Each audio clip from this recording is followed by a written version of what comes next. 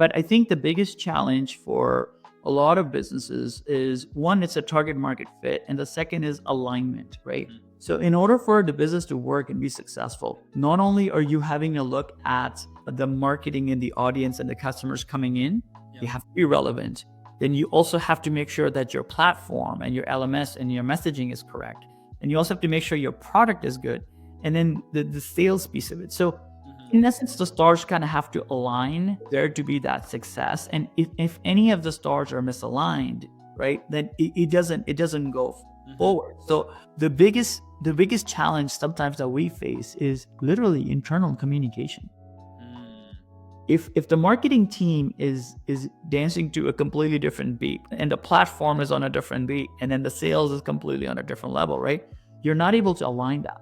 So Mhm. the idea is that you got to first align it. Hello, everyone, and welcome to the Business of Learning podcast. My name is Joao Camargo, and my guest here today is Ned Hakam, who is the CEO of LearnTastic. Ned, thank you so much for being here today. I'm super excited to have this conversation. Welcome to the podcast. Thank you. Why don't we start off, Ned, with you just telling everyone that's listening in a little bit more about yourself, a little bit more about LearnTastic, who you guys are, who you help, and any other context you want to share about the business. Yeah, absolutely. LearnTastic started off with about a few courses for education technology and continuous education about 12 to 15 years ago. We specialize mostly in nurses and doctors, and then now we've actually changed and we've added about 1,500 more courses, which allows us to be able to reach out to quite a few of the organizations. But the premise of LearnTastic is the ability of giving continuous education to industries that require professional services. So if you're a daycare worker, or if you're a nurse, if you're a doctor, if you're a therapist, if you're a construction worker, you would come to us for certification for continuous education. Amazing. And tell me a little bit more about the spark in the company. What made it even be born in the first place? Well, it's funny you ask because back in the day, I actually had a personal event where I just happened to know how to uh, save a child that is very close to me from a choking hazard. Okay. And it led to me the fact that look, CPR, first aid, and choking hazards exists everywhere, and it could be for anybody. And so the idea was for me to put together an awareness, to create a course, to kind of show people what to do in an emergency because you only have a few seconds. And I Yeah. I remember watching a few videos to do it, and so I was able to help this child that was very close to me, and so that was the start of the first course that we generated, and then there was a journey after that. So That's amazing. Thank you for sharing that. I always love to hear the spark for everyone because there's always these very personal, oftentimes personal stories, just like yours here, and it leads to something that's so great into um a much deeper conversation that I'm sure we'll dive into as well. Tell me how about that evolution then. Okay, perfect. You started with more of that first aid, that immediate need that came from a personal experience of yours. How did that now evolve internally into the other courses, other things that you guys have internally, and then of course how that funnels into everyone that you guys help? yeah, absolutely. I mean, at that point when I first started that course, it was 15, 16 years ago. I was a consultant for a company. I didn't have my own practice, and so the idea was just to create awareness. I had no idea that the market even existed, so I kind of stumbled upon this market without truly knowing it. And the fact that I started in a niche allowed me to be a little bit more successful relatively faster. So when we created the course and I built the first website, learning how to put a website together on YouTube back in the day Yeah. without without the AI technology putting it together, right? So like so we put that together and we started marketing it, right? And we started selling these courses, and we sold like maybe 3 courses the first day we launched. Wow. And so the idea was that we were bringing that in, but then a few months in, a few years into it, actually, we started understanding more who these people were that were coming into our course and who were taking the selection of Yep. these courses. And so we realized that 45% of marketplace out there require these courses. And so we stumbled upon people that were in the assisted living facility. Then we actually stumbled upon people then in construction. If you are a lifeguard in a swimming pool versus nurse doctor. So like we started really understanding our market. And Yeah. so what ended up happening is we asked the next question, which was like, well, what else do you guys want to learn? What else do you guys need? Yeah. Um, and that's just Mhm. where the journey started, right? To say, Mhm. hey, we're providing you these courses. Can we add more courses for you? So Amazing. And I think that's always such a huge point of leverage that companies can sometimes neglect. I don't know if you agree with this. Just talk to the customer. They have all the information, right? They literally have everything that we could ever ask for as company leaders, yeah. and they can guide us through on what's the more important to them, what else they need, where we're maybe falling short, so we can improve, and then resonating with the next customer. Hey, here's all the amazing things that we're achieving. If you're similar to me, you're likely going to achieve all these things too. So just turning back to the customer to get that feedback is so important. Is that something you guys still do on a constant day basis? 100%. As a matter of fact, sometimes the thing that revolutionizes the way we think is so basic.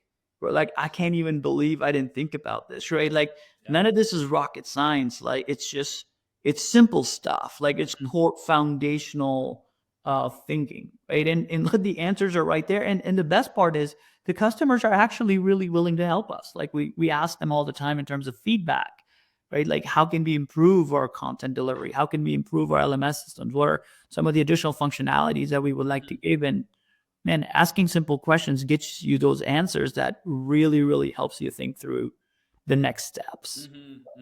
We agree. Yeah, and then asking is the first step. No, you have to ask, which is so important. Thank you so much for sharing that. Tell me a little bit more then. When you're having that feedback, on one side, the patterns that you notice for the customers that are really able to thrive and get the results that they're looking for from what you guys provide, but then also on the other side of that same coin, maybe some of the biggest mistakes that customers make that sometimes consciously or subconsciously actually doesn't allow them to achieve their goals. Yeah, I want to touch a little bit on your past point as well, right? Like, I think asking the questions and getting feedback is one thing, but I think that really using that feedback, it really comes down to being vulnerable, I think, right? Like, Hmm. at the end of the day, like, it's hard because when you get feedback as a CEO, as a type A personality, right? You're more prone to just saying, "Oh, but I don't do this because of this," right? And Hmm. so you got this guard on you, and it's really really hard to let go that guard. So sometimes feedback hits you in the face, and you're not willing to accept it, right? And so Mhm. so just to kind of like go back like one step, right? I think the biggest Yeah. thing that I've learned over the course of the last few years is I think having vulnerability, Mm. and being able to learn not just from your clients and your customers, but like my 12-year-old son is teaching me stuff all the time. Mm. Like the other day, he was talking about Pokemon cards and selling them to his school, and he was like, "Hey, I need to test out the pricing model because some people are willing to pay more." And I'm like, "Holy shit!" Like, we haven't looked at the pricing model in a long time. Let's think about it. Like, how they Ah. strategize, right? So it's just simple concepts, but like you said, going back, right? Like that feedback and the ability to think through it is really Yeah. helpful. Yeah, it's also like, and sorry to interrupt you here, but it's Mhm. that willingness to be open. It's like that willingness to be wrong is like, hey, I'm okay if I'm wrong. I just want to go in the right direction. I just want to keep growing. It's not a matter of being right or wrong. It's just a matter of how can we get to the place that we want to go to faster, better, stronger together in alignment. So 100%. awesome. Very, very cool. I love that. Sorry. 100%. And we love doing surveys. Everybody does a survey, but hey man, looking at those results of the survey, really reading it and internalizing it, Yeah. like that's a completely different monster altogether, right? Like the data is present. As a matter of fact, sometimes we have more data than we even need, but Mm. how to digest that piece of information and then use that is really cool. So you brought up this feedback, so I just wanted to kind of build on that. And Sure. um and the thing is, like, it's not just about the course and the content. We could put out the best courses and the content, right? But for the client to really take that into consideration, and like when we go to school, when I went to school, in college, in high school, right? A lot of times we're learning just to pass the test and move on, Yeah. right? Like, and that's how sometimes the compliance world looks at it too, man. Just tell me what the answers are. I can check this off and move on, right? Mhm. But there are very few people that actually want to have the passion for learning and going into a class thinking, man, I'm going to learn something new today. And I feel like that's where the difference is between people that really enjoy learning new things versus people that are just taking a course for the certification element of it. Neither is wrong, but I feel like learning with an open mind is where you see more Yeah. success. One has intention and purpose behind it. The other one is like, just get me through this. Right? Uh, 100%. that's interesting. Interesting. And what do you think then, just tying it back to the previous point as well, where do you think that falls short? What are some of those mistakes that people make when they're trying to learn, be it from your guys' courses or maybe just what you've observed in the past as well, that doesn't allow them to get to the point where, hey, I want to be able to take all this information and then use it for XYZ to achieve this goal in my company, business, life, whatever it might be, Yeah. but they fall short. Why do you think that happens? I think it's level setting, right, by the leadership, right? It's at least a tone at the top, right? So, for example, like if I am truly wanting to learn something new, like for example, today I literally just had a conversation with my marketing team, and I said, "Hey guys, I know we're spending X amount of dollars on marketing, right? But are we doing it the right way?" And I was like, "Look, listen, I don't have the answer to that question, but can we go learn it? Can we go through certain seminars? Can we go take certain courses with the open mindset of trying to figure out what the best way around it is, right?" And so if the leadership sets that tone, then it helps. If I were to just say, "Hey, I want you to go take these 4 marketing courses," right? That doesn't mean anything. So like when you're really in on, "Hey, I do want to understand if we're on the right path or not," really helps. Right? And so it's That's just how we set it. Yeah, it's just Yeah. I like that. I like that because it also, in a way, I think feeds into the culture, right? It's how we as the leaders can really not look down on everyone, but look out to everyone else, 100%. and say, hey, this is what it actually takes, and here's what we're trying to analyze. You guys are the best at this. Yeah. Go get it. Go at it because we're all going in the same direction. So let's work together towards it. That's awesome. I love to shift the conversation here, Ned, into more into LearnTastic itself and Sure. everything that you guys have going on. I think something that I always like to highlight in this podcast is that from an outside looking in, businesses can sometimes just look like sunshines and rainbows. But for us internally, we know that that's not true. We know that there's many obstacles, hurdles, challenges, potholes on the road along the way. So I'd love to hear from you.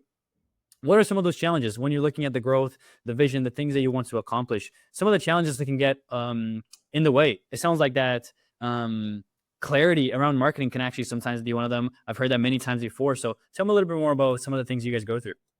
Oh man, challenges, like there's tons of challenges, right? I think I tell people all the time, I've hit more brick walls and doors than I have had hit windows. You know what I'm saying? To go through it, like after, like it's challenges are like everywhere, right? But I think the biggest challenge for a lot of businesses is one, it's a target market fit, and the second is alignment, right?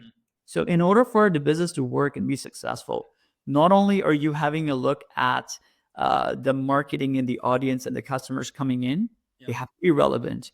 Then you also have to make sure that your platform and your LMS and your messaging is correct. And you also have to make sure your product is good. And then the sales piece of it. So in essence, the stars kind of have to align Yeah.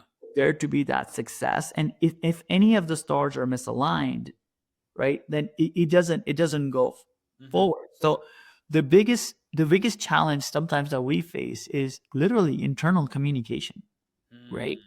If the marketing team is dancing to a completely different beat, and the platform is on a different beat, and then the sales is completely on a different level, right?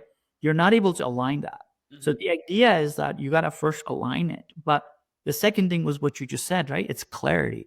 I think clarity is so important because if you're driving and it's raining, you can't go fast. You got to slow down because you can't see anything, right?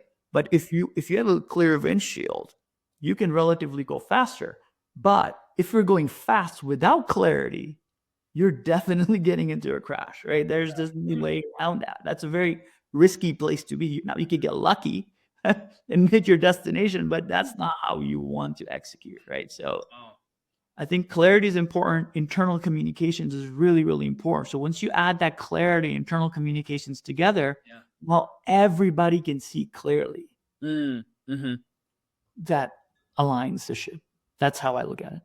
I actually really like that, and thank you for actually using some analogies in there, like that rain one. It's so easy to envision what you're processing as well. So very eloquently said. I wonder for you, because actually I'm sure you'll agree with this, because each of these points that you mentioned, like those stars alignment, they can only go so far on their own, right? Because sure, the go-to-market strategy can be great, and the marketing can be great, and the sales can be great, but if they're all in different, looking at different directions, then again, you don't get to the destination that you want to get to. When you're looking at that and then trying to face that feedback internally, actually, I'll ask it in this way. It's a question that I've like to ask almost everyone in the podcast because I think it allows the roof to get lifted off. What if you had a magic wand, Ned? Yeah. And you could just wave this amazing wand to solve one challenge in the business. And I know that there are often many, right? There are a million different priorities that we want to take care of, fires to put out, etc. But looking at the growth that you want to achieve, the vision that you have, the revenue that you want to target, the client acquisition targets, all those things, you wave that magic wand and you can solve one thing to reach all those goals. What's the one thing you'd like to solve? So I think I'm going to answer your question in two parts, right? I think that magic won't be waved wherever there is the biggest challenge, right? Because if you look at it, the way, again, I'll do another analogy, right? If you look at your bucket, there's a whole bunch of little holes, right? But there are a few big holes, right? And if you had the one opportunity to fix it, obviously you'd want to fix the bigger holes that you have. So if you have that one wish, you need to use that magic wand in the appropriate best place, right? Mm-hmm. For us, I think that place would be more bringing in corporate level high end leads that allows us to build more on our brand, right? That will be the magic one because we have a lot of B2C transactions. We have a lot of different courses that we're trying to move together. But one of the places where I want to apply LearnTastic is to be able to provide a better solution, not just a product, right? We have a lot of customers and even B2C customers come in and say, hey, we want X course, we want Y course, we want the OSHA course, or we want the BLS course, or we're looking for an assisted living course in the CERN. Like we want forklift certification. We want, like, there's a lot of them, right? But the idea is that at some point in time, what we want to get really good at is not provide products, but provide a solution, which allows us to cover an entity from end to end. So that's where I would draw the magic wand. I really like that. And I'd actually love to dig a little bit deeper there if you don't mind as well. It sounds like it's being able to funnel that traffic into more of the B2B side of the company to have those conversations. So being able to flood in I guess I'll call it the top of funnel there. And then as they start to come in, really being able to show here's the value that we can provide, not only at an individual course level, but a whole corporation-wide solution for you guys coming through. So it sounds like those are like the hurdles to get over. Is that about right? That's right. That's right. And the biggest hurdle is for the executive leadership to see it that way, right? Like when people come in and they say, hey, we want X, Y, and Z courses. I was like, but you have to understand that there's a lot more at like the workplace, right? For example, time management skills is a huge course that you should go through, right? Like just blocking the calendars, and then working in a proactive zone as opposed to a reactive zone, right? Having a mindset of knower versus learner, right? A lot of these courses are so important because this really opens up the organization from truly learning and growing and developing as opposed to a compliance checkoff, right? And I think that's where there is that struggle. It's just not only on our side, but it's also on the client side to recognize and understand that like even if you are a restaurant employee, you don't just need the food safety course. You can actually get a few more courses that makes you a better personality, because that's going to have a better impact. Sure, the food safety allows you to work in a restaurant. I get it. But there's more that's out there that they can choose to learn, especially since you're coming to the platform anyways. You're logging anyways. You might as well just learn a little bit more. Hence the entire package. Yeah, that's interesting. What do you think at the executive level makes that more challenging for them to not be as hesitant, to really see the value, to really see the ROI What do you think is the roadblock there? I think it's short-sightedness sometimes, right? Because you're thinking compliance as opposed to you're thinking learning, right? Mm-hmm. Um, like there are a lot of certifications that we offer right now that you need to do your job, right? But then there are a lot of courses that you don't need to do your job, but you do need it to do a quality job, Mm-hmm. right? So that qualitative piece gets missed out. And look, honestly, this is not just for employees, it's also for executives. Like right now, I'm literally going through a business program, right? It's an expensive business program, and I have a coach that comes and coaches me on a daily basis. And I don't need this for my job. I don't need that course for my job, but I need it to do it better. So I could be a better leader. So I can see myself in the mirror and go, Yeah. holy crap, like you really need to do a better job at communicating, right? So like Uh-huh. a lot of these techniques help not only employees but also managers per se. So that's Yeah, because then you're going that next level. It's not just doing the minimum requirement. It is how can I be outstanding at this thing that I'm trying to execute on, which is not only going to benefit me, but also the company. So it's like doing that correct me if I'm wrong here, but it's almost like doing that re-education process for a lot of these execs, saying, hey, this isn't just an expense that it's going to go down to the bottom drawer that nobody cares about. It's like, no, this is an investment that you're putting into your team that is going to reflect tenfold. 100%, right? Like I could be in a meeting, and if something's not going well, I could be a persecutor, right? Well, like, hey, I can't believe you didn't get this done, right? Like, and you can be like really mean about it. Yeah. Or you could be a challenger to say, look, I know this didn't go right, but I believe in you. I think next week, if you were to apply this, and this, you can do it, right? Now you're just taking that your people that you're talking to from a victim approach to a creator approach, Mm. right? Mm. It's just such a different mindset. But the only way you apply that is if you have awareness. And the only way you get awareness is if you do these qualitative courses and modules. It teaches you. Awareness. I like that a lot. What do you think leaders, and from this, take this from your entire entrepreneurship career experience here. So not, however, answer this however you like. What do you think leaders also are missing to be able to transfer that down to the entire team so they have that similar vision? And then the reason why I'm asking this because I actually had a guest on where he was top of the Inc. 500 for 3 years straight with one of his companies. So like he was what he shared with me is like only two things you ever need to grow a business. 2 billions, it doesn't matter how if you're so small or so big. One is just know your customer. Sounds stupid, sounds simple, but like you have to really understand them, which is actually what we were talking about that before, right? The feedback and all those things. Yeah. And then number two, what he was talking about is get your employees, your team to think like owners. If someone's walking through the office floor, they see garbage on the floor and they're just an employee, they're gonna leave it on the floor. Right. But the owner walks through, the CEO walks through, execs walk through, they pick it up and they throw it in the garbage, no matter how far the garbage is. So shifting that mindset to a leader, an owner in the company can have huge levers of impact. What do you think is missing from the leaders to be able to transfer that over? No, look, I think that mindset is correct. But here's the thing, right? As an entrepreneur, as a leader, if any of the entrepreneurs or leader ever tell you that they have the answers to everything that they ask, they're a bunch of bullshit, right? Like that's not. Yeah.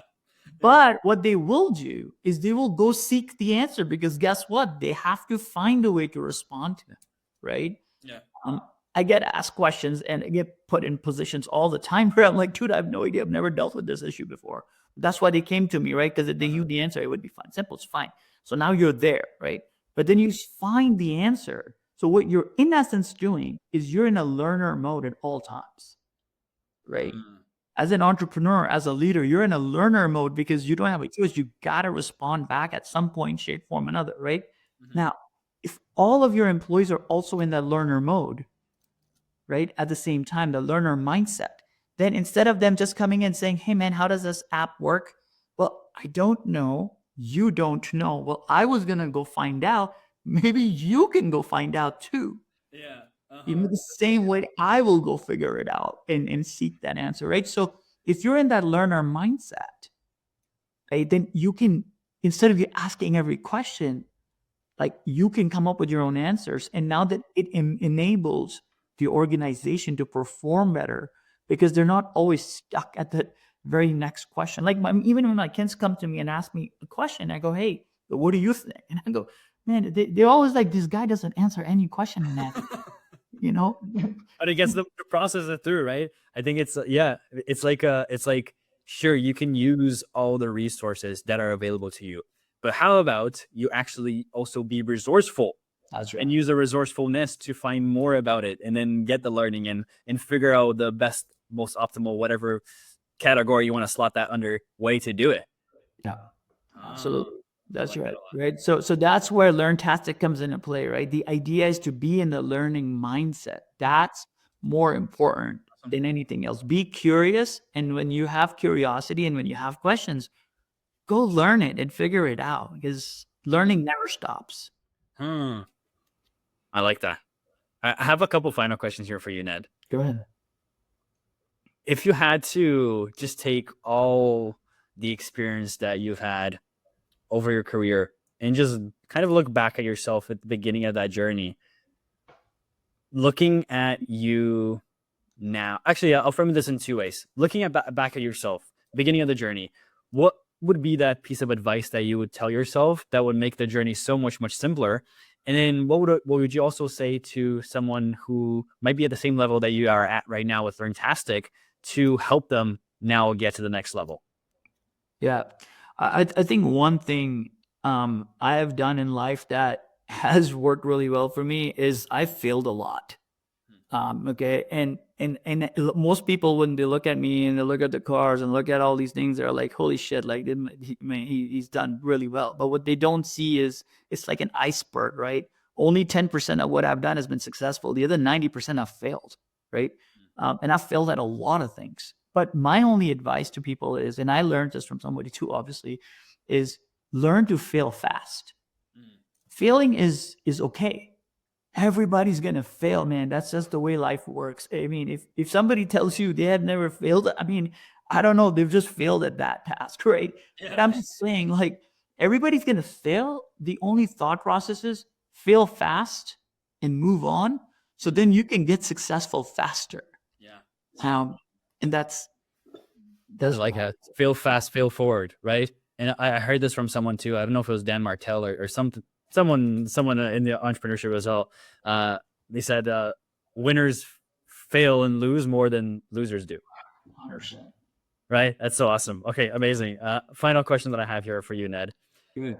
It's actually not a question from me. It's a question from our last guest to you, and they had absolutely no idea who you were. So here's the question. You ready for it?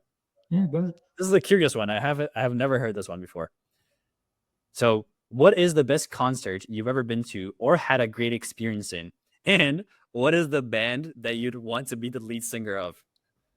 Oh wow, that's really, really interesting. So I'll this is the word answer, but one this is a very unique question, but it's very relevant. So I'm actually on my way to Burning Man